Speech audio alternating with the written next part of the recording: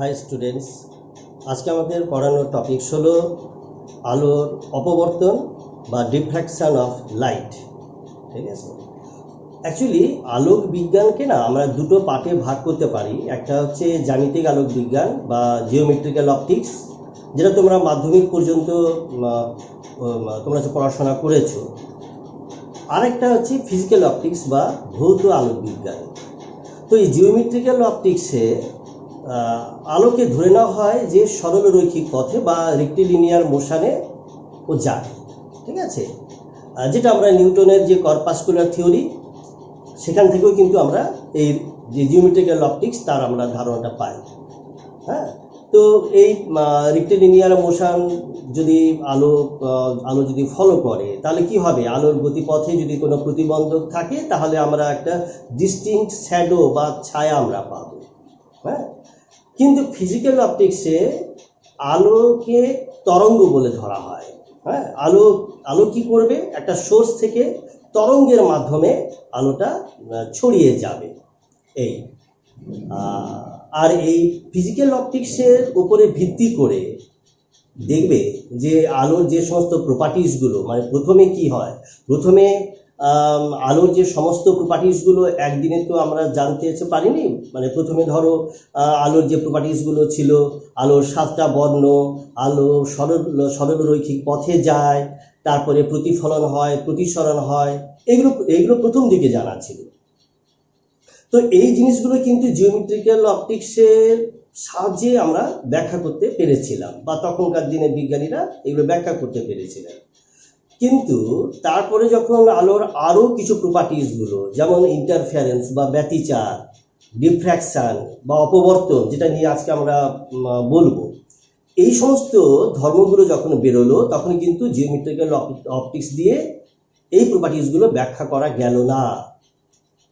ঠিক আছে, তো তখনই আলোকে ধরা হলো কি না তরঙ্গ বলে। এবং এই ফিজিক্যাল অপটিক্সের যেখানটায় আলোকে তরঙ্গ বলে ধরা হচ্ছে, তার প্রবক্তা ছিলেন বিজ্ঞানী হাইগেন্স, তারপরে ফ্রেনেল, এই সমস্ত বিজ্ঞানীরা ছিলেন। হ্যাঁ, তো দেখো আমি একটু বলেও দিই যে আলোকে যদি তরঙ্গ বলে আমরা ধরি, সেখানে কি হয় বলতো, এরকম একটা সোর্স থাকে। ধরো এখানে আমি একটা বিন্দু সোর্স নিলাম। এবারে বিন্দু সোর্স থেকে কি হবে, যে সমস্ত আলো বেরোবে ওর তো তরঙ্গ সৃষ্টি করে তো বেরোবে। তরঙ্গ সৃষ্টি করছে মানে সেখানে তরঙ্গ মুখ থাকবে। যদি বিন্দু উৎস হয় এইরকম, তাহলে কি হবে বলতো, এইরকম একটা স্ফেরিক্যাল ওয়েভ ফ্রন্ট দেখতে পাওয়া যাবে। যদিও আমি এই পেছনের দিকের পার্টটাকে আমি দেখাচ্ছি না, যে আমরা ধরে নিচ্ছি যে ফ্রন্টের দিকে এগোচ্ছে, তারই ভিত্তিতে আমি ওই স্ফেরিক্যালেরই একটা পার্ট আমরা দেখিয়েছি। তাই না?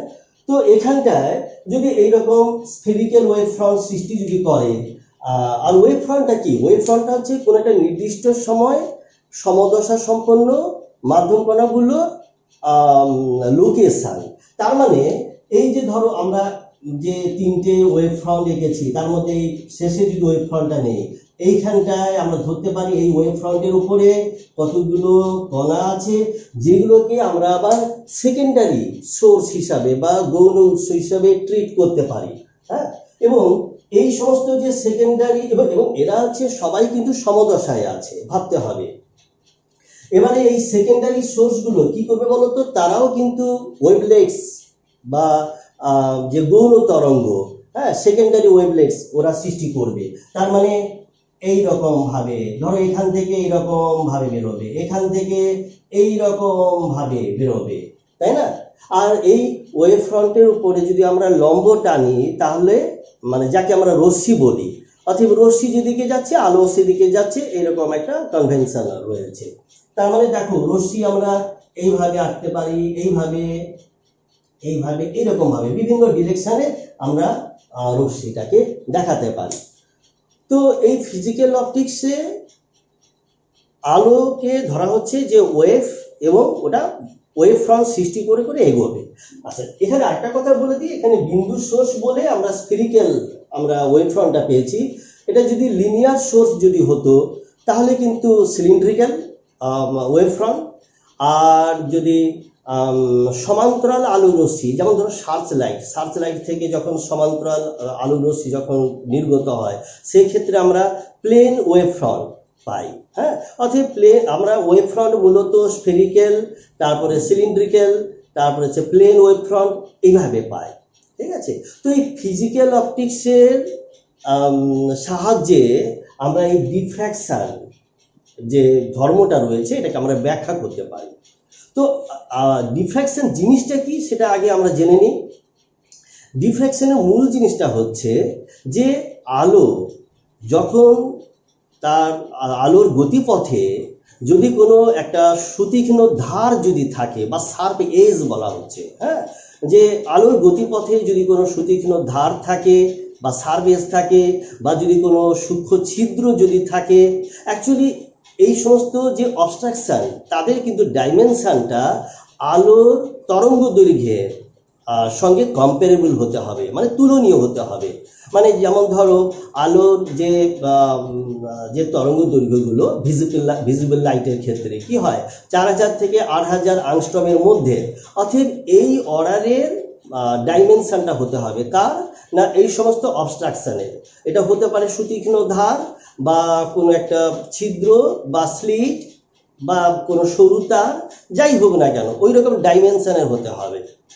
তাহলে কি হবে যে আলো ওই সমস্ত প্রতিবন্ধককে যখন পেরিয়ে যাবে তখন সরলরৈখিক পথে না গিয়ে ও কিছুটা বেঁকে যাবে। এই যে আলোর যে বেঁকে যাওয়ার যে ঘটনা, এটাকে আমরা বলছি কি না ডিফ্র্যাকশন বা অপবর্তন।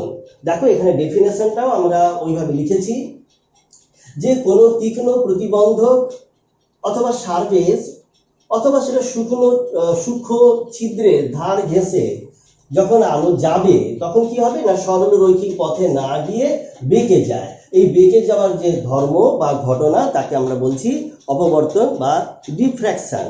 ঠিক আছে, এবং এটা তো অবশ্যই ভৌত আলোক বিজ্ঞান বা ফিজিক্যাল অপটিক্সের এটা হচ্ছে বিষয়। এবং আরো জেনে রাখো যে আমি উল্টোভাবে বলতে পারি যে ডিফ্র্যাকশনটা আলোর যে ওয়েভ থিওরি এটাকে সমর্থন করে। ঠিক আছে, তো এখানটায় আমি পাশাপাশি দুটো ছবি দেখিয়েছি, যেখানটায় দেখো এই মানে ধরো এখানটায় যে ওয়েভগুলো আসছে, হ্যাঁ, এখানে ওয়েভ ফ্রন্টটা কেমন আছে না প্লেন ওয়েভ ফ্রন্টগুলো আছে, তার সামনে ছিদ্র একটা রয়েছে। তো এখানেও একটা ছিদ্র রয়েছে, এখানেও একটা ছিদ্র রয়েছে। তবে দুটোর মধ্যে ডিফারেন্সটা কোথায়? এটা ছোট ছিদ্র মানে সূক্ষ্ম, যদিও ছবিতে একটু বড় করে মানে দেখানো আছে, কিন্তু ধরে নেবে যেটা সূক্ষ্ম বলে। আর এটা হচ্ছে কি তুলনামূলকভাবে বড়। বলা হচ্ছে যে যত ছিদ্রটা সূক্ষ্ম হবে মানে লাইটের ওয়েভলেন্থের সঙ্গে কম্পারেবল হবে, তত দেখবে যে ডিফ্র্যাকশনটা প্রমিনেন্ট হবে, তার মানে আলোর বেঁকে যাওয়াটা আরো বেশি করে ঘটবে। হ্যাঁ, আসলে কি হয় দেখো যে আমরা পাশাপাশি দুটো ছিদ্র নিয়ে আমরা যদি কম্পেয়ার করি, দেখবে এই যে ওয়েভ ফ্রন্ট যেটা আমরা লাল ভাবে দেখিয়েছি, যখন ধরো এইখানে এসে পড়লো, দেখতে পাচ্ছ এখানে আমরা এই যে ছিদ্রে যখন ওয়েভ ফ্রন্ট এসে পড়েছে সেখানে কতগুলো সোর্স আমি দেখিয়েছি, সেকেন্ডারি সোর্স। এখান থেকে কি হবে সেকেন্ডারি ওয়েভলেটস বেরোবে। এবারে ওই ওয়েভলেটসের যদি একটা অ্যাভারেজ যদি নেওয়া হয়, ঠিক আছে, যদি অ্যাভারেজ নেওয়া হয়, আমি এখানেও যেমন অ্যাভারেজ নিয়েছি এখানেও কিন্তু অ্যাভারেজটা নিয়েছি। যদি ছিদ্রটা বড় হয় তখন এই সমস্ত যে সেকেন্ডারি ওয়েভলেটস তাদের যদি একটা আমরা অ্যাভারেজ নেই, মানে মোটামুটি স্পর্শকভাবে যদি আমি লাইনটা টানি, দেখবে এখানটায় যে ওয়েভ ফ্রন্টটা পাবো সেটা কিন্তু প্রায় প্লেন ওয়েভ ফ্রন্ট হচ্ছে, মানে প্রায় স্ট্রেট লাইন টাইপের হচ্ছে, মানে যেটা ইনকামিং আর যেটা বেরোচ্ছে দুটোই দেখো একই নেচারের, প্রায় স্ট্রেট লাইন টাইপের। আর সেটা হওয়ার ফলে কি হবে বলতো, যে আলোর বেঁকে যাওয়ার যে ঘটনাটা এটা কম হবে। আর এখানে দেখো এখানে এই সেকেন্ডারি যে ওয়েভলেটস আছে তাদের তুমি যদি একটা অ্যাভারেজ নাও, যে পয়েন্টগুলো আছে, আমি ট্যানজেন্ট টেনে যদি আমি একটা ওয়েভ ফ্রন্ট নেওয়ার চেষ্টা করি, তাহলে এখানকার ওয়েভ ফ্রন্ট দেখো অনেকটা বাঁকানো, মানে স্ফেরিক্যাল টাইপের হচ্ছে, কিন্তু এখানটায় প্রায় প্লেন টাইপের হচ্ছে, তাই না? অর্থাৎ সূক্ষ্ম যত ছিদ্র হবে তত কিন্তু স্ফেরিক্যাল হবে। এবার স্ফেরিক্যালটা হলে কি হবে বলো তো? দেখো আমরা কি করব, এই ওয়েভ ফ্রন্টের উপরে লম্ব টানবো, লম্ব টানলে আমরা রশ্মি পাবো।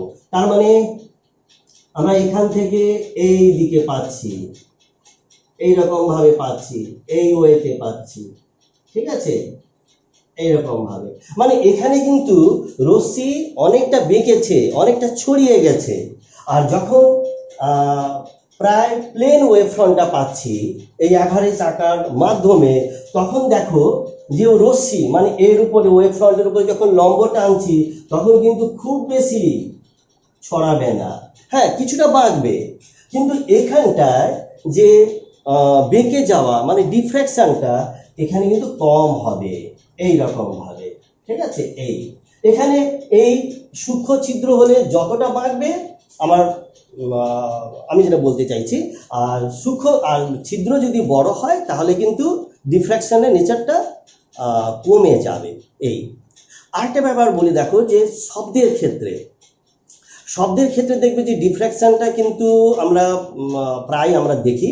কেন বলতো? এটা খুব সহজভাবে এটা ব্যাখ্যা করা যাবে যে শব্দের ক্ষেত্রে যে হচ্ছে ওয়েভলেন্থ বা যে হচ্ছে তরঙ্গ দৈর্ঘ্য আর প্রতিবন্ধক হিসাবে সেটা দরজা হোক জানলা হোক তাদের যে ডাইমেনশনটা ওটা কিন্তু খুব মানে কম্পারেবল, এবং আমরা দৈনন্দিন জীবনে ওটা আমরা পাইও, ওই একই ডাইমেনশনের দরজা জানলা এবং শব্দের যে তরঙ্গ দৈর্ঘ্যটা। তার ফলে কি হয়, শব্দের ক্ষেত্রে শব্দের ক্ষেত্রে ডিফ্র্যাকশনটা আমরা সহজে বুঝতে পারি। দেখবেন যে একটা ঘরে যদি কেউ যদি কথা বলে তাহলে কিন্তু পাশের ঘরে আমরা কিন্তু শুনতে পাই, তাই না? এটাকে আমরা ওই ডিফ্র্যাকশনের সাহায্যেও ব্যাখ্যাটা করতে পারি। এটা অন্যভাবে এমনি প্রতিফলন, বারবার প্রতিফলন হয়ে শব্দটা আসছে, ওইভাবে যেমন ব্যাখ্যা করা যায় তেমনি এই ডিফ্র্যাকশনের মাধ্যমেও কিন্তু এই শব্দের যে এক ঘর থেকে অন্য ঘরে যে চলে যাওয়া, দেওয়াল দরজা জানলা থাকলেও যে চলে যাওয়া, এটাকে আমরা ব্যাখ্যা করতে পারি বা এটা আমরা দৈনন্দিন জীবনে দেখতে পাই। কিন্তু আলোর যে ডিফ্র্যাকশন এটা কিন্তু বাস্তবে খুব সহজে দেখতে পাওয়া যায় না, হ্যাঁ। এর জন্যে আমাদের ওই যে বললাম শার্প এজ বা সুতীক্ষ্ণ ধার অথবা সরু ছিদ্র বা স্লিট ইত্যাদি আমাদের চাই, ঠিক আছে।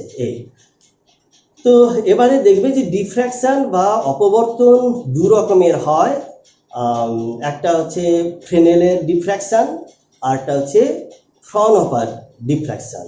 তাহলে নেক্সট আমরা এটা নিয়ে ব্যাখ্যা করব।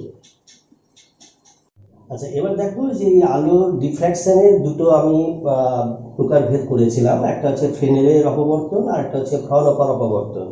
এই দুটো কি এবং এদের মধ্যে ডিফারেন্স কি আছে সেটা আমরা আলোচনা করি।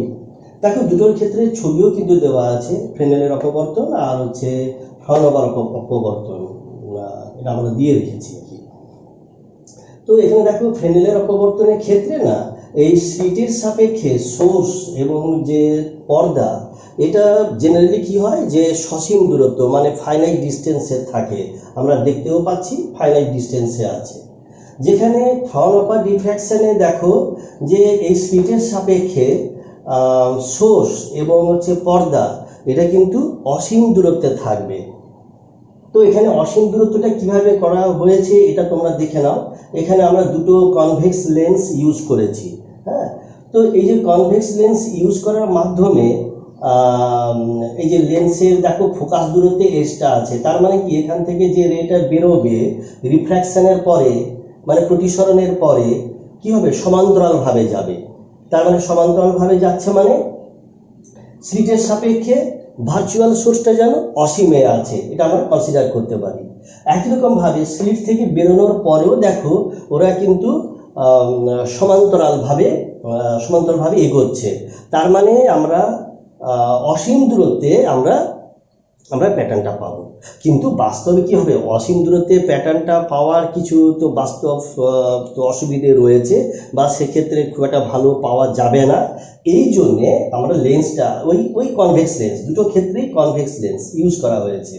তো এই ক্ষেত্রে কনভেক্স লেন্সটা ইউজ করলে কি হবে বলো তো, ওই সমান্তরাল রশ্মিগুচ্ছকে কনভার্জ করে দেবে এবং হচ্ছে পর্দাতে, এটা নির্দিষ্ট দূরত্বে পর্দাতে আমরা আমরা ডিফ্র্যাকশনের প্যাটার্নটা পাবো।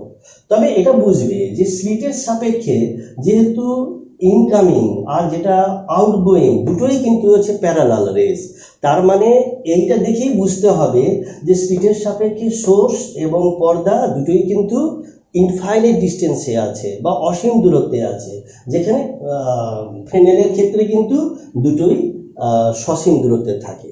ঠিক আছে, তবে এখানে না এটা তোমরা দেখবে যে পরীক্ষার সময় হয়তো গুলিয়ে ফেলো কোনটা ফাইনাইট ডিস্টেন্সে হবে কোনটা ইনফাইনাইট ডিস্টেন্সে হবে, গুলিয়ে ফেলো। তো এটা এটা হচ্ছে মনে রাখার জন্য একটা আমি উপায় বলে দিই। দেখো ফ্রেনেল কথাটা যেহেতু ছোট, সুতরাং এক্ষেত্রে ডিস্টেন্সগুলো কিন্তু ছোট, মানে কাছাকাছি থাকবে, এইভাবে তোমরা হচ্ছে মনে রাখবে। আর ফ্রন হপারের ক্ষেত্রে কি আছে, ফ্রেনেলের থেকে ফ্রন হপার একটু বড় আছে ওয়ার্ডটা, অর্থাৎ এক্ষেত্রে ডিস্টেন্সগুলো পর্দা এবং সোর্সের দূরত্বটা কি হবে, বেশি হবে, মানে ইনফাইনাইট হবে। এইভাবে তোমরা মনে রাখতে পারো। ওকে, আচ্ছা সেকেন্ড পয়েন্টে দেখো আমরা যেটা বললাম যে এখানে কিন্তু লেন্স ইউজ করা হয়নি, আর এখানে কি লেন্স ইউজ করা হয়েছে, দুটো কনভেক্স লেন্স আমরা ইউজ করেছি, এবং লেন্স ইউজ করার কি পারপাস সেটাও আমরা বললাম। অর্থাৎ এটা সেকেন্ড যে ডিফারেন্স সেটা আমরা পাচ্ছি। থার্ড হচ্ছে যে স্লিটে আপতিত ওয়েভ ফ্রন্টের প্রকৃতি স্ফেরিক্যাল অথবা হচ্ছে সিলিন্ড্রিক্যাল হবে। কেন বলতো, এখানে যেহেতু কোনো রকম লেন্স আমরা ইউজ করিনি, হ্যাঁ, তো এই যে সোর্সের সাপেক্ষে যে ওয়েভ ফ্রন্টগুলো দেখে নাও, এরকম একটা ওয়েভ ফ্রন্ট, এইরকম একটা ওয়েভ ফ্রন্ট, তাই না? তো কি হচ্ছে, এটা ধরো বিন্দু সোর্সের ক্ষেত্রে ওয়েভ ফ্রন্টগুলো স্ফেরিক্যাল হচ্ছে, অথবা যদি লিনিয়ার যদি সোর্স হয় তাহলে সিলিন্ড্রিক্যাল হতে পারে।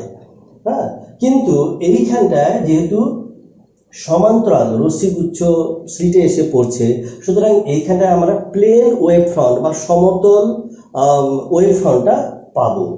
ঠিক আছে, এটা তোমরা খেয়াল রাখবে। তারপরে 4 নম্বর পয়েন্টে দেখো, স্লিটে অবস্থিত গৌণ উৎসগুলির মধ্যে দশা পার্থক্য থাকে। এটা একটা খুব ভাইটাল পয়েন্ট কিন্তু। হ্যাঁ, এটা কি বলেছে বলতো, ধরো এই যে ওয়েভ ফ্রন্টগুলো সৃষ্টি করে করে স্লিটের দিকে এগোচ্ছে, এবারে স্লিটের ক্ষেত্রে ধরে নাও এইরকম ভাবে এসে পড়লো, তাই তো? এবারে এই ওয়েভ ফ্রন্টের উপরে যে সোর্সগুলো আছে তারা জানি যে সমদশায় থাকে, কিন্তু এখানে স্লিট বরাবর সেকেন্ডারি সোর্স কোনটা আছে, এইটা আছে, এই যে এইরকম ভাবে, মানে কিছু ওয়েভ ফ্রন্টের উপরে আছে, কিছু কিন্তু ওয়েভ ফ্রন্টের উপরে নেই, বাইরে আছে।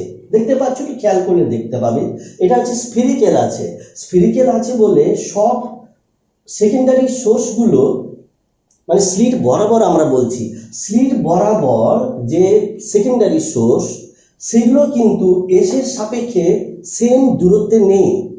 তার মানে কি হবে, এই স্লিট বরাবর যে সেকেন্ডারি সোর্সগুলো আছে তাদের কিন্তু একটা ইনিশিয়াল দশা পার্থক্য থাকবে। হয়েছে? আর এখানে দেখো, এখানে সমান্তরাল রশ্মিগুচ্ছ আসছে, তার ফলে কি হবে, এই সমান্তরাল রশ্মিগুচ্ছ বা এক্ষেত্রে যে প্লেন ওয়েভ ফ্রন্টটা, এটা কিন্তু স্লিট বরাবর একই সঙ্গে গিয়ে পড়বে, এই বরাবর সবগুলো দেখো একই সঙ্গে পড়ছে। এখানে যেমন কি এই ওয়েভ ফ্রন্টের কিছুটা অংশ স্লিট বরাবর আছে, বাকি এই যে এই সমস্ত জায়গাগুলো দেখো, এটা কিন্তু মানে এইখানটাতে ওয়েভ ফ্রন্ট কিন্তু এসে পৌঁছয়নি, মানে এইটার যদি সাপেক্ষে বলি, অতএব এখানে যে সেকেন্ডারি সোর্স আর এখানটায় যে সেকেন্ডারি সোর্স নিচে বা একটু উপরের দিকে, তাদের মধ্যে একটা ফেজ ডিফারেন্স আছে, পাস ডিফারেন্স আছে এস এর সাপেক্ষে, অতএব ফেজ ডিফারেন্স আছে। আর এইখানটায় কিন্তু সমান্তরাল রশ্মিগুচ্ছ আসছে বলে স্লিট বরাবর যে সেকেন্ডারি সোর্সগুলো আছে, এই যে এই বরাবর প্রত্যেকটাই কি হবে, সেম ফেজে আছে। হ্যাঁ, এটা কিন্তু খেয়াল করবে। আচ্ছা, এটা থাকার ফলে না, এরপরে যখন ডিফ্র্যাকশনটা হবে, দেখো এখানে ডিফ্র্যাকশন হচ্ছে, আমরা ডিফ্র্যাকশনে ব্রাইট বা ডার্ক যা আমরা প্যাটার্নটা পাই না কেন, তখন কি হবে, এটা কি হবে, সমদশায় পড়বে কি বিপরীত দশায় পড়বে ইত্যাদি ব্যাপারগুলো আসছে। তো এখানে একটা পাথ ডিফারেন্স, এখানে একটা পাথ ডিফারেন্স, অতএব সেখান থেকে ফেজ ডিফারেন্সের ব্যাপারটা আসবে।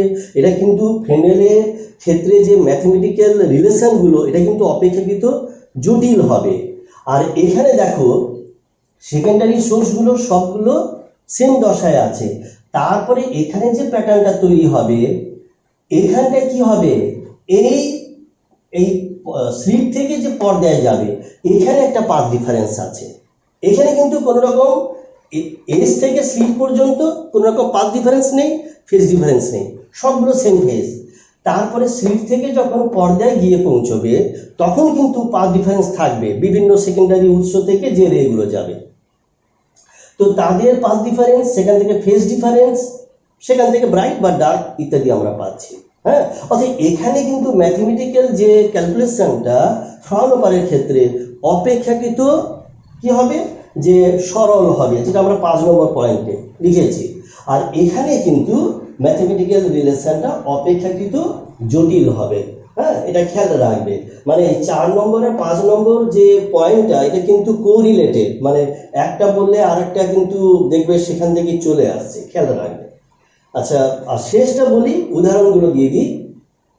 যে ফ্রেনেলের অপবর্তনটা কোথায় কোথায় আমরা দেখতে পাই, যে সারফেস যেমন ব্লেড, তারপর সরু তার, ক্ষুদ্র বা বৃত্তাকার ছিদ্র, এইগুলোর ক্ষেত্রে আমরা ফ্রেনেলের অপবর্তনটা দেখতে পাই। আর ফ্রাউনহোফার অপবর্তনটা আমরা দেখতে পাই সিঙ্গেল স্লিট। খেয়াল রাখবে সিঙ্গেল স্লিটটা আমাদের সিলেবাসের মধ্যেও আছে। তো এই সিঙ্গেল স্লিট, তারপরে ডাবল স্লিট, গ্রেটিং, এইগুলোর ক্ষেত্রে আমরা ফ্রাউনহোফার ডিফ্র্যাকশনটা দেখতে পাই। ওকে, আচ্ছা, এবার আমরা সিঙ্গেল স্লিট ফ্রাউনহোফার ডিফ্র্যাকশন এটা নিয়ে আমরা আলোচনা করব। হ্যাঁ, দেখো যে এই যে আমাদের একটা এখানে ছবি এঁকেছি।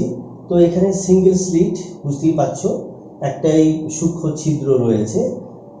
তো এর উপরে কি হবে, সমান্তরাল আলোরশ্মি গুচ্ছ এসে পড়বে, যেটা আমি এর আগের ছবিতে দেখিয়েছিলাম, যে একটা কনভেক্স লেন্স থাকবে, যার ফোকাস দূরত্বে একটা বিন্দু সোর্স থাকবে।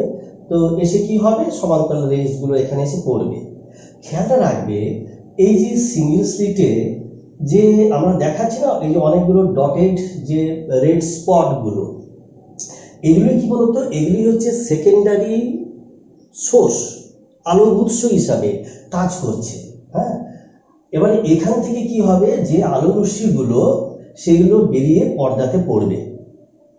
তো এবার দেখো, আমি যদি এই সেকেন্ডারি সোর্সের সাপেক্ষে সি বিন্দুতে কি হবে বলতো, না সমস্ত আলো রশ্মিগুলো এসে যখন পড়বে তখন তাদের মধ্যে কি হবে, কোনো রকম পাথ ডিফারেন্স থাকবে না। তার ফলে কি হবে, এরা যেমন এখানটা সেম ফেজে আছে, তেমনি সিতে যখন এসে পড়বে রশ্মিগুলো, মানে পর্দার ঠিক মিডল বিন্দুতে এই স্লিটের সাপেক্ষে, তখন কি হবে, এরা সেম ফেজে পড়বে রশ্মিগুলো। আর সেম ফেজে পড়ার ফলে এখানটায় কি হবে না, সেন্ট্রাল ব্রাইট হবে, সবচেয়ে বেশি উজ্জ্বলতা এখানে আমরা দেখতে পাবো। ওকে, তো দেখো ওই আগের যে ছবিটা এঁকেছিলাম আর এই ছবিটার মধ্যে কিছু ডিফারেন্স আছে। আগে লেন্স ছিল, তারপরে পরেও এখানে লেন্সটা ছিল, যে কারণে আমরা বলেছিলাম যে সোর্স আর হচ্ছে পর্দা স্লিটের সাপেক্ষে অসীম দূরত্বে থাকে। তবে এখানটায় বোঝানোর সুবিধের জন্য আমরা লেন্সটাকে বাদ দিয়েছি। হ্যাঁ, বাদ দিয়ে আমরা এরকম ভাবে ছবিটা এঁকেছি। তো এখানে আরো কয়েকটা বিষয় দেখে রাখো। স্লিটের যে ওয়াইডটা সেটাকে আমরা ধরছি স্মল এ বলে, আর স্লিট থেকে পর্দার যে দূরত্ব সেটাকে আমরা বলছি ক্যাপিটাল ডি। ওকে, তাহলে এবারে আমরা ব্যাখ্যাতে যাই। সিতে তো আমরা বললাম যে সমস্ত রেজগুলো যেহেতু সেম ফেজে পড়ছে, সুতরাং সেন্ট্রাল ব্রাইটটা হবে। এবারে দেখা যাক যে যে প্রথম মানে অবম আর হচ্ছে যে চরম বিন্দুগুলো, অন্যান্য যে চরম বিন্দুগুলো আছে, মানে যাকে আমরা বলবো যে গৌণ চরম বিন্দু বা সেকেন্ডারি ম্যাক্সিমা, তাদের ক্ষেত্রে শর্ত কি, আর হচ্ছে মিনিমাম মানে মিনিমা যে স্পটগুলো হবে, ডার্ক যে স্পটগুলো হবে, তাদের জন্য শর্তটা কি, এটা এবার আমরা দেখে নিই। ঠিক আছে, তো হচ্ছে দেখো, ফার্স্ট আমরা দেখছি এই যে অবম। হ্যাঁ, তো মিনিমামের জন্য শর্তটা এটা আমরা দেখে নিই। তো দেখো এখানে এই যে পি পিতে কি হচ্ছে, এই রশ্মিগুলো এসে পড়ছে। আমি একবার প্রথম আর শেষ যে বিন্দু, এখান থেকে যে রশ্মিটা আসছে সেটাকে আমরা এঁকেছি, আর মাঝখানের যে বিন্দুগুলো সেখান থেকে আমরা আঁকিনি, ওটা আমরা ব্যাখ্যাতে আসবো। তো দেখো এই দুটো রেজের মধ্যে পাথ ডিফারেন্সটা কত, ডেল্টা। আমরা কি করেছি, এখান থেকে একটা লম্ব টেনেছি, এই শেষের যে রশ্মিটা আছে তারপরে এই যে একটা লম্ব টানলাম। লম্ব টানলে মোটামুটি ভাবে এইটা আর এখান থেকে এইটা প্রায় কি হবে, প্রায় সেম দৈর্ঘ্যের হবে। তাহলে এই দুটো রশ্মির মধ্যে পাথ ডিফারেন্স ডেল্টা, এটা আমরা পাচ্ছি। এবার দেখো এই অ্যাঙ্গেল যদি থিটা হয় তাহলে এটাও জ্যামিতির সাহায্যে প্রমাণ করা যাবে যে থিটা হবে। আর ডেল্টার সঙ্গে এই যে স্লিট ওয়াইড, তার সম্পর্কটা কি হবে, এটা সহজেই বলা যাবে যে ডেল্টা মানে পাথ ডিফারেন্সটা, এটা আমরা এই যে দুটো রশ্মির মধ্যে পথ পার্থক্য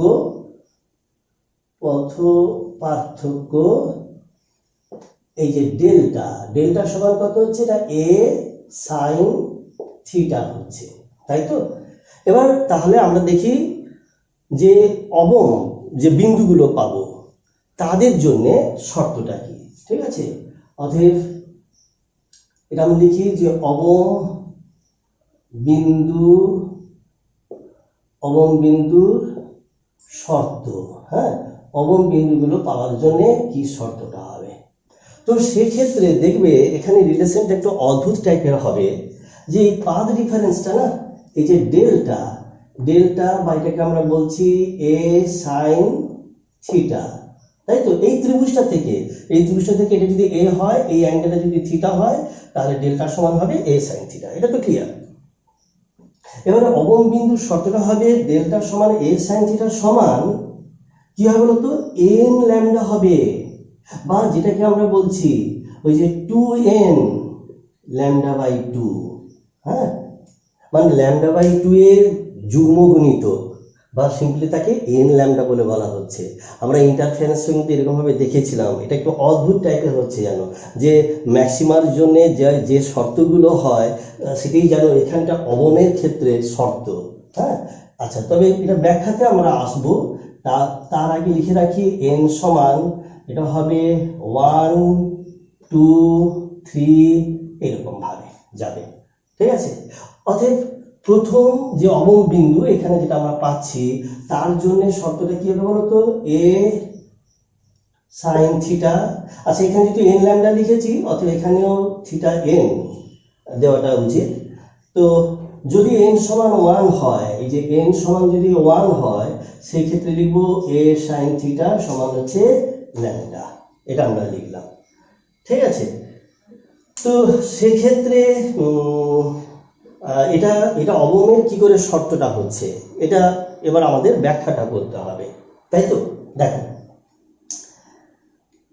এই দুটো মানে প্রথম আর শেষ যে রশ্মিটা, এদের মধ্যে পাথ ডিফারেন্সটা কত বলছি, ল্যামডা। তার মানে এদের মধ্যে ফেজ ডিফারেন্সটা কত হবে, 2 পাই। তার মানে এই দুটো রশ্মি কিন্তু সেম ফেজে পড়ছে, মানে এই দুটো রশ্মি যদি পড়ে সেম ফেজে, তাহলে ব্রাইট হওয়ার কথা, কিন্তু ব্রাইট না হয়ে এখানে হচ্ছে কি না ডার্ক। এটাই আমাদের ব্যাখ্যাটা করতে হবে, তাই তো। এবার দেখো ব্যাখ্যাটা এইভাবে তোমরা ভাববে, এই দুটো, এই প্রথম আর শেষ, এই দুটো কিন্তু যে বিন্দু আছে, আর কোনো বিন্দু নেই ওই ইন্টারফারেন্সের মতো, তা কিন্তু নয়। ইন্টারফারেন্সে যেমন মাত্র দুটো পয়েন্ট সোর্স থাকে, এখানে কিন্তু দেখো ডিফ্র্যাকশনে অনেক হচ্ছে উৎস আছে, মানে সবগুলি দেখো যে সেকেন্ডারি সোর্স এই যে এতগুলো আছে, তাই না। আমরা বোঝানোর সুবিধের জন্য ধরে নিলাম এখানটা মোট সেকেন্ডারি সোর্সের সংখ্যাটা কত না 100, ধরে নাও 100টা আছে, ঠিক আছে। এখানে 1 থেকে স্টার্ট করে 1 2 3 4 করে 97 98 99 100 এরকম ভাবে আছে। তো 1 আর 100 এদের মধ্যে পাথ ডিফারেন্সটা কত না ল্যামডা আছে, তাই তো। অতএব এরা সেম ফেজে পড়ছে। কিন্তু আমরা যদি ব্যাপারটা ভেবে নেই যে এই 1 থেকে 50 এটা একটা অর্ধ, আর 51 থেকে 100 এটা একটা অর্ধ, তখন কি হবে বলতো। তখন দেখো এই যে এখান থেকে এই পর্যন্ত হ্যাঁ, আমরা এই পার্টটা একটু মুছে দিচ্ছি, এখান থেকে এই পর্যন্ত, ঠিক আছে। এদের মধ্যে মানে এই রশ্মি আর এই রশ্মি এখান থেকে যেটা যেটা বেরোচ্ছে তাদের মধ্যে পাথ ডিফারেন্সটা কত হবে, λ/2। মানে মোট যে পাথ ডিফারেন্স ল্যামডা, ওটা আমরা দুটো পার্টে ভেঙে নিচ্ছি। এখান থেকে এটা হচ্ছে λ/2, আর এই যে এখান থেকে মানে তুমি ভেবে নাও 1 থেকে 50, আর তারপরে এইখান থেকে এই পর্যন্ত এখানটায় পাথ ডিফারেন্সটা কত হবে, এই দুটো রশ্মির মধ্যে λ/2, ঠিক আছে। তাতে কি দাঁড়াচ্ছে বলতো, তুমি ভাবতে পারো যে 1 নম্বর পয়েন্ট থেকে যে রশ্মিটা যাচ্ছে আর 51তম যে পয়েন্ট সেখান থেকে যে রশ্মিটা যাচ্ছে তাদের মধ্যে ফেজ ডিফারেন্সটা λ/2। λ/2 মানে ফেজ ডিফারেন্সটা কত হবে, পাই হবে, তাই তো। এই যে ল্যামডাতে ফেজ ডিফারেন্স হয় 2π, তাহলে λ/2 তে হবে কি, পাই হবে। তাহলে 1 আর 51 এর মধ্যে ফেজ ডিফারেন্স পাই হবে λ/2 এর জন্য। আবার দেখো যে 1 আর 51 বললাম, তারপর ধরো 2 আর 52, তার মানে এই যে করসপন্ডিং যে বিন্দু তাদের মধ্যে ফেজ ডিফারেন্সটা কত হচ্ছে হবে, ওই পাই হবে। তারপর কি হবে 3 আর হচ্ছে 53, তাই তো, তাদের মধ্যে ফেজ ডিফারেন্সটা কত হবে, ওই হচ্ছে পাই হবে। মানে আমাদের এখানে প্রথম অর্ধে যে বিন্দুগুলো আছে আর দ্বিতীয় অর্ধে যে বিন্দুগুলো আছে মানে করসপন্ডিং যে বিন্দুগুলো আছে তাদের মধ্যে ফেজ ডিফারেন্সটা হবে পাই, পাথ ডিফারেন্সটা হবে λ/2, তার মানে ফেজ ডিফারেন্সটা হবে পাই। তাহলে এই প্রথম অর্ধের বিন্দু আর দ্বিতীয় অর্ধের যে বিন্দুগুলো করসপন্ডিং যে বিন্দুগুলো এরা যখন পি বিন্দুতে আপতিত হবে তারা কিন্তু বিপরীত দশায় আপতিত হবে, ঠিক আছে। তার ফলে এখানটা কি হবে বলতো, ডার্ক আমরা পয়েন্টটা পাবো। হ্যাঁ, এইভাবে কিন্তু ভাবতে হবে। এখানে একটা কথা জেনে রাখো যে আমরা বাস্তবে কি পাচ্ছি, বাস্তবে সবসময় মনে রাখবে যে আগে এক্সপেরিমেন্ট তারপরে হচ্ছে ব্যাখ্যা, তাই না। তো এখানে যখন আমরা প্যাটার্নটা পাবো, ডিফ্র্যাকশন প্যাটার্ন যখন পাবো, তখন দেখবে যে এখানটা কিন্তু আমরা ডার্ক পাই। এবার ডার্কটাকে আমাদের ব্যাখ্যা করতে হবে। তো এই ব্যাখ্যাটা করতে গিয়ে আমরা এরকম ভাবে আমরা ব্যাখ্যাটা করলাম। তবে তোমরা যদি এবার যুক্তি দাও যে আমি বলছি 1-এর সঙ্গে 51টা বিপরীত দশায়, 2-এর সঙ্গে 52টা বিপরীত দশায়, এইভাবে এখানে ডার্ক হচ্ছে। কেউ যদি বলো যে আমি 1-এর সঙ্গে 51 কেন, 1-এর সঙ্গে আমি 100 নম্বরটা নেব, বা 1-এর সঙ্গে আমি এখানে 80 নম্বরটা নেব, তাহলে তো এরা কি হবে, বিপরীত দশায় পড়বে না। তো সেক্ষেত্রে অন্য একটা দশায় পড়বে, এবং সেক্ষেত্রে কি হবে, নিশ্চয়ই এখানটায় কিছুটা আমরা আলো পাবো, তাই তো। হ্যাঁ, আসলে বাস্তবে কিন্তু সেটাও তোমরা ভাবতে পারো যে ওটাও কিন্তু হতে পারে, তাই না। এবারে দেখো অ্যাকচুয়ালি কি হয়, এখানে যে পুরোপুরি টোটাল ডার্ক হয় বা অন্ধকার হয় তা কিন্তু হয় না। হ্যাঁ, ইন্টারফারেন্সে যেমন কি আমরা একবারে ডার্ক তো ডার্কটাই পাবো, আর এখানে যে ডার্কটা পাওয়া যায় এটা কিন্তু পুরোপুরি ডার্ক নয়। হ্যাঁ, তার মধ্যে দেখবে কিছুটা আলো ভাবটা কিন্তু থাকে, ইন্টারফারেন্সের মতো এতটা ডার্ক কিন্তু হবে না। অতএব যে এই যে বললাম যে 1-এর সঙ্গে আমি 100টা ভাববো না কেন, বা আমি 80 নম্বরটা ভাববো না কেন, ওই রেসপেক্টে ধরতে গেলে কিন্তু এখানে কি হবে, যে পুরোপুরি ডার্কটা হবে না, তার জায়গায় কিছুটা হয়তো আলো ভাবটা থাকবে। তবে ডার্কের জন্য ব্যাখ্যাটা কিন্তু আমরা এইভাবেই এগোবো, যেটা আবার আমি রিপিট করছি যে প্রথম অর্ধের বিন্দুগুলো আর তাদের করসপন্ডিং যে বিন্দুগুলো সেকেন্ড অর্ধে তারা একে অপরকে কি করবে, প্রশমিত করবে। কেন না, তারা বিপরীত দশায় পড়ছে বলে। হয়েছে, এইভাবে আমরা পিতে আমরা প্রথম অবম যে বিন্দু এটা আমরা সে পেতে পারি, ঠিক আছে। আচ্ছা, একরকম ভাবে দেখবে সেন্ট্রাল ব্রাইটের নিচের অর্ধে সেখানেও আমরা কি পাবো, ওই প্রথম মানে নিচের দিকে প্রথম অবম বিন্দু, তারপরে দ্বিতীয় অবম বিন্দু, এইভাবে আমরা পেতে থাকবো। হয়েছে। আচ্ছা, তাহলে ধরে নাও যে আচ্ছা, এটা তো গেল যে অবমের ক্ষেত্রে শর্তটা আমরা পেলাম। আচ্ছা, এবারে আমরা গৌণ চরম যে বিন্দুগুলো তাদের ক্ষেত্রে শর্তটা বার করব। দেখো সেক্ষেত্রে অতএব এখানটায় কেটে দিচ্ছি, লিখছি গৌণ বা সেকেন্ডারি গৌণ চরম বিন্দু, গৌণ চরম বিন্দুর ক্ষেত্রে শর্তটা। ঠিক আছে, এখানে ওই একটা ছবিতেই আমি হচ্ছে বোঝাবার চেষ্টা করছি, মানে এটাকে আমরা অমক বিন্দু বলে ভেবেছিলাম। এবার এইটা যদি সেকেন্ডারি ম্যাক্সিমা যদি হয়, হ্যাঁ, তাহলে কি হবে? সেই তো পাথ ডিফারেন্সটা কত আছে, ডেল্টা, আর ডেল্টার সমান কি ছিল? এটাকে আমরা এ বলে ভেবেছিলাম, স্লিট ওয়াইড এ, তাহলে ডেল্টার সমান এ সাইন থিটা ছিল। আর চরমের ক্ষেত্রে, গৌণ চরম বিন্দুর ক্ষেত্রে দেখো এখানে কিন্তু আমরা সেন্ট্রাল ব্রাইট পেয়েছি, অর্থাৎ সমস্ত যে সেকেন্ডারি সোর্স আছে এখান থেকে সমস্ত রশ্মিগুলো কোনো রকম পাথ ডিফারেন্স, কোনো রকম ফেজ ডিফারেন্স না রেখে সিতে মিলিত হয়েছে সেম ফেজে, তাহলে সেন্ট্রাল ব্রাইটটা দিয়েছি। কিন্তু গৌণ চরম বিন্দুর ক্ষেত্রে সূত্রটা কি হবে বলতো? এই পাথ ডিফারেন্স ডেল্টা সমান এ সাইন থিটা এন সমানটা লিখবো 2n + 1। মানে জেনারেলি যেটা অবমের ক্ষেত্রে শর্ত হয় সেটা কিন্তু চরমের ক্ষেত্রে, চরম বিন্দুর ক্ষেত্রে শর্তটা হবে ডিফ্র্যাকশনের বেলাতে এই 2n + 1 λ/2, যেখানে n সমান কত? n সমান এখানে কিন্তু 0 তোমরা বলতে পারবে না, এটা 1 হবে, 2 হবে, খেয়াল রাখবে 1 2 3 4 ইত্যাদি এরকম ভাবে যাবে। ঠিক আছে, তাহলে দেখা যাক যদি পি বিন্দুতে ফার্স্ট যে সেকেন্ডারি ম্যাক্সিমা যদি হয় তার ক্ষেত্রে শর্ত n সমান 1 যদি হয়, হ্যাঁ, n সমান 1 হলে তাহলে তাহলে ডেল্টা সমান কত দাঁড়াচ্ছে বলো? ডেল্টা সমান হচ্ছে 3 λ/2, তাই তো? ডেল্টা সমান হচ্ছে এ সাইন থিটা, এটা 1 হবে, সমান হচ্ছে দাঁড়াবে 3 λ/2, এইটা হচ্ছে দাঁড়াচ্ছে, তাই তো? তার মানে আমরা বলতে পারি এই প্রথম আর শেষ যে রশ্মিটা তাদের মধ্যে পাথ ডিফারেন্সটা কত না 3 λ/2। ওকে, তাহলে এখানেও না যেহেতু সেকেন্ডারি সোর্স এখানে অনেক আছে, আমরা কাজ করি, আমরা এই পুরো যে এটা আছে স্লিট ওয়াইডটা যে আছে আমরা এটাকে 3টে পার্টে ভেঙে দিই।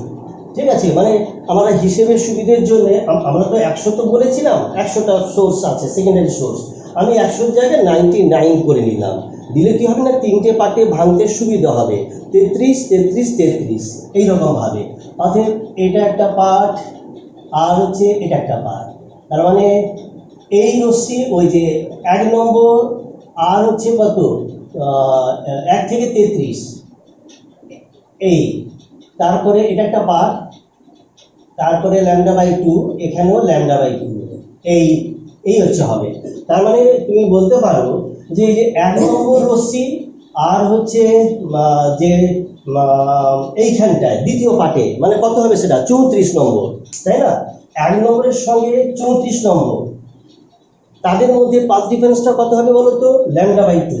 তার মানে ওরা বিপরীত দশায় গিয়ে পড়বে, কি করবে? একে অপরকে এলিমিনেট করে দেবে। ঠিক আছে, অর্থাৎ এই যে আমরা 3টে পার্টে যে ভাগ করেছি পুরো পাথ ডিফারেন্সটাকে λ/2 λ/2 λ/2 3 λ/2 আছে।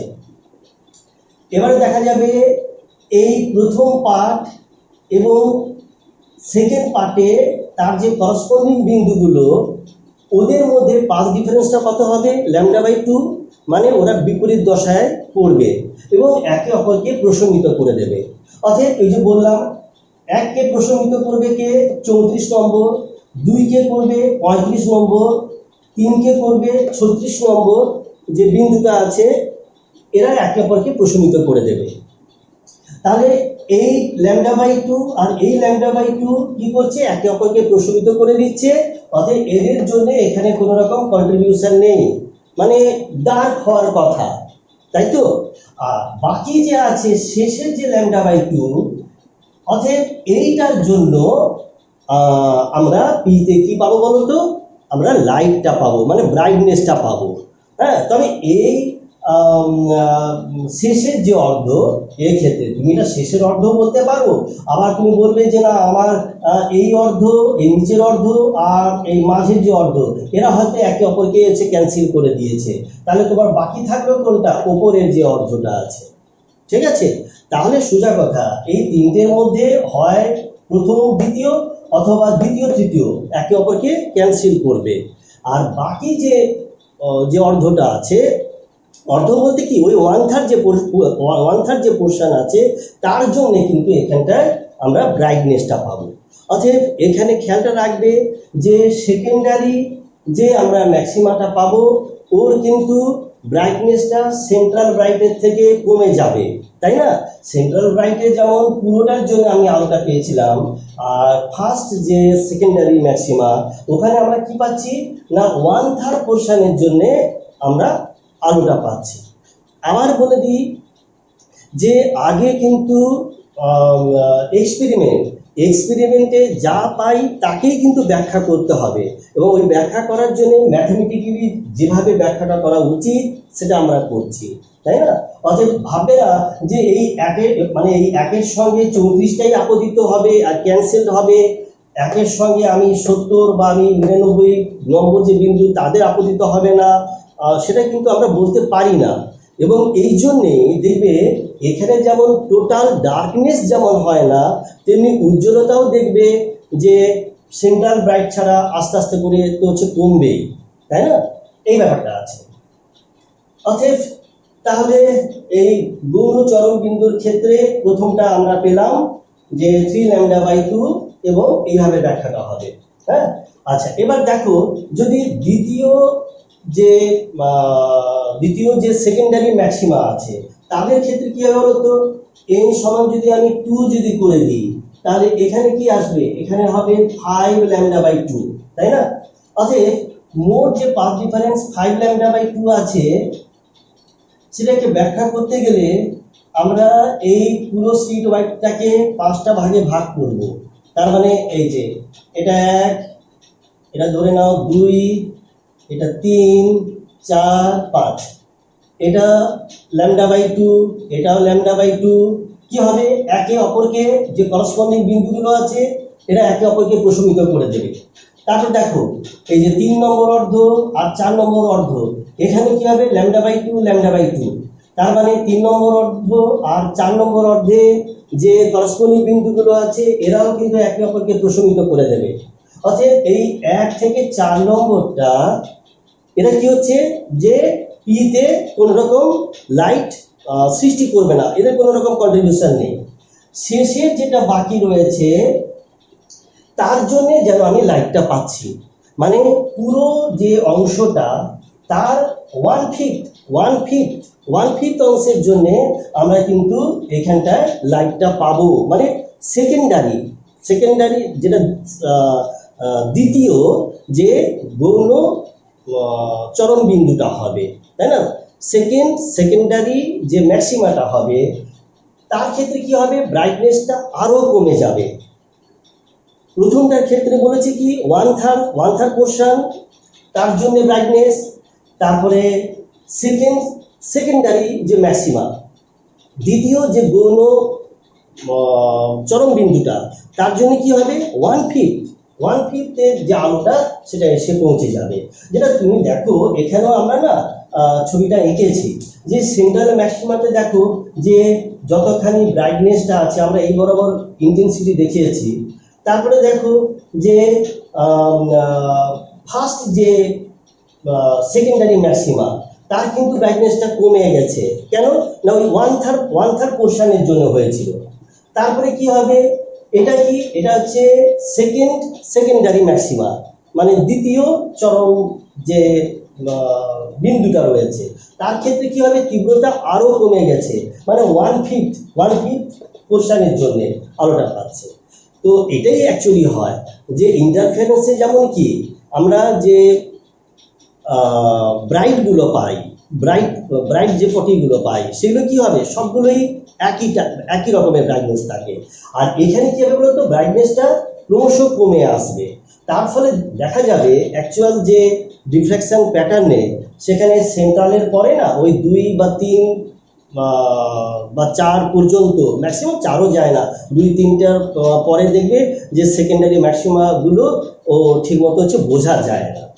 ঠিক আছে, তো এখানে একটা খেয়ালটা রাখবে, আমরা তীব্রতা ভার্সেস কৌণিক দূরত্ব এইভাবে আমরা বোঝাবার চেষ্টা করেছি যে ডিফ্রাকশন প্যাটার্নটা কেমন ভাবে হয়। আর চরম বিন্দুর ক্ষেত্রে শব্দটা খেয়াল রাখবে, এইভাবে এগোবে। ওকে, এবারে আমাদের দেখতে হবে যে এই সেন্ট্রাল যে ব্রাইটটা তার কৌণিক বেধটা কত, সেটা আমরা এবার হিসেব করে দেখে নেব।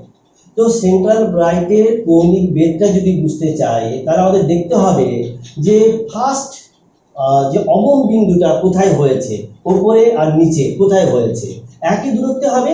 তা ওটার জন্য শর্তটা ছিল এইভাবে, ফার্স্ট অবমের জন্য সূত্রটা ছিল না যে ডেল্টা সমান হচ্ছে এ সাইন থিটা সমান হচ্ছে এ ল্যামডা ছিল, তার মানে এটা ল্যামডা শুধু আছে, তাই তো। অতএব থিটা যদি ক্ষুদ্র হয়, থিটা যদি ক্ষুদ্র হয় তাহলে আমরা বলতে পারি এ থিটা সমান হচ্ছে ল্যামডা। অতএব থিটা সমান কত হবে বলতো, ল্যামডা বাই এ। ঠিক আছে, তাহলে এই যে সির সাপেক্ষে প্রথম যে অবম বিন্দুটা হবে তার হচ্ছে কৌণিক যে বেধটা ওটা হচ্ছে ল্যামডা বাই 2। আর আমি যদি ওপরের নিচ পুরোটা যদি হিসেব করি, তার মানে সেন্ট্রাল ব্রাইটের কৌণিক বেধ যদি হিসেব করি, মানে এদিক থেকে যেমন গেছে তেমনি আমরা এইরকম ভাবে এটাও আমরা হিসেব করব। তাহলে এখানে থিটা গেছে, এখানেও থিটা হবে, তাহলে মোট মিলে কত হবে, 2 থিটা হবে, তাই না। অতএব সেন্ট্রাল ব্রাইটের কৌণিক বেধ, সেন্ট্রাল ব্রাইটের কৌণিক বেধ এটা আমরা পাচ্ছি 2 থিটা সমান কত হবে, 2 ল্যামডা বাই এ। এটাই হচ্ছে কি যে সেন্ট্রাল ব্রাইটের হচ্ছে কৌণিক বেধটা। ঠিক আছে, আচ্ছা যদি এবার আমরা বলি যে না আমরা রৈখিক বেধটা ভাববো, আচ্ছা রৈখিক বেধ ধরা যাক আমরা এই পর্যন্ত এটাকে আমরা এক্স বলে ভাবলাম, তাই না। তাহলে কি হবে বলতো, তাহলে এটা দেখা, তাহলে এক্স থিটা আর ডির মধ্যে যেটা সূত্রটা দাঁড়াবে সেটা কত হবে, যে এটাকে এক্স বাই ডি করে দিই আমরা। ঠিক আছে, তাহলে এখানটায় 2 থিটা সমান হচ্ছে এক্স বাই আমরা ডি করে দিচ্ছি সমান কত দাঁড়াবে, 2 ল্যামডা বাই এ। ঠিক আছে, অতএব এক্স সমান, এই কোশ্চেনটা মুছে দিচ্ছি, অতএব এক্স সমান দাঁড়াচ্ছে যে 2 ল্যামডা ডি বাই এ। ঠিক আছে, এটা কি, এটা হচ্ছে সেন্ট্রাল ব্রাইটের হোয়াইটটা, হ্যাঁ সেন্ট্রাল ব্রাইটের এটা হচ্ছে রৈখিক যে হোয়াইট, হ্যাঁ রৈখিক বেধ। আমরা কৌণিক বেধ পেয়েছিলাম, এটা হচ্ছে রৈখিক আমরা বেধটা পেলাম। ওকে, এবারে দেখো যে আমরা বাস্তবে কি করেছিলাম, এখানে একটা লেন্স লাগিয়েছিলাম, তাই না। এর কাছাকাছি একটা লেন্স থাকে, কনভেক্স লেন্স থাকে, এবং সেই কনভেক্স লেন্স থেকে এফ দূরে আমরা পর্দাটাকে রাখি যাতে রেসগুলো কনভার্জ হয়। ঠিক আছে, আর এই লেন্সটা যেহেতু স্লিটের একবারে কাছেই থাকে, সুতরাং এই লেন্স থেকে পর্দার দূরত্ব যেটা হচ্ছে লেন্সের ফোকাল লেন্থের সঙ্গে সমান হয়। তো লেন্স আর স্লিটটা যেহেতু খুব কাছাকাছি থাকে, সুতরাং এই ডিটাকে আমরা নিয়ারলি ইকুয়াল টু এফ বলে ধরতে পারি। এফটা কি, এফটা হচ্ছে লেন্সের যে ফোকাল লেন্থ। অতএব সেটাই যদি হয় তাহলে এই সেন্ট্রাল ব্রাইটের যে রৈখিক বেগ এই এক্স এক্স সমান দাঁড়াবে 2 ল্যামডা ডির জায়গায় লিখো এফ বাই এ। এটাই হচ্ছে সেন্ট্রাল ব্রাইটের রৈখিক বেগ। বোঝা গেল? আচ্ছা, নেক্সট আমরা আসবো যে ওই অপবর্তন আর হচ্ছে ইন্টারফারেন্সের মধ্যে পার্থক্য। আচ্ছা দেখো, এখানে ব্যতিচার আর অপবর্তনের ডিফারেন্সটা আমরা লিখেছি। ব্যতিচারে কি হয় বলতো, যে দুটো মাত্র সুসংগত উৎস থাকে, ঠিক আছে, দুটো। আর এখানটা অপবর্তনে দেখতে পাচ্ছি এরকম দুটো সোর্স কিন্তু নেই, এখানটা সেকেন্ডারি সোর্স থাকবে এবং সেটাও সংখ্যায় অনেক থাকবে, অসংখ্য সোর্স থাকে। অ্যাকচুয়ালি ডিফ্র্যাকশনে দেখবে এই যে সেকেন্ডারি সোর্সগুলো না, তাদের মধ্যেই কিন্তু ইন্টারফারেন্সটা হয়। হ্যাঁ, অর্থাৎ ডিফ্র্যাকশনের মধ্যে কিন্তু এই ইন্টারফারেন্স ঘটনাটা ঘটে, এটাও আমি বলে দিচ্ছি, খেয়ালটা রাখবে। তাহলে এখানটা অসংখ্য সোর্স থাকে, এটা তোমরা খেয়ালটা রাখবে। আর এখানটায় মাত্র দুটো সোর্স থাকছে। আর ব্যতিচারে কি হয় বলতো, যে আমরা ঝালোর প্রস্থটা পাই ফ্রিঞ্জ ওয়াইড, ওটা হচ্ছে সমান বেধের হয়।